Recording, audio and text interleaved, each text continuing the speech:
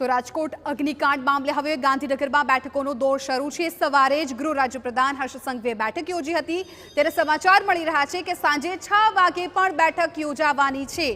SIT, law order DG, Rajkot police commissioner સહિતના અધિકારીઓ છે આ બેઠકમાં હાજર રહેવાના છે। એસઆઈટી અને રાજકોટ પોલીસની તપાસના સંકલન મુદ્દે આ બેઠકમાં ચર્ચા કરવામાં આવશે।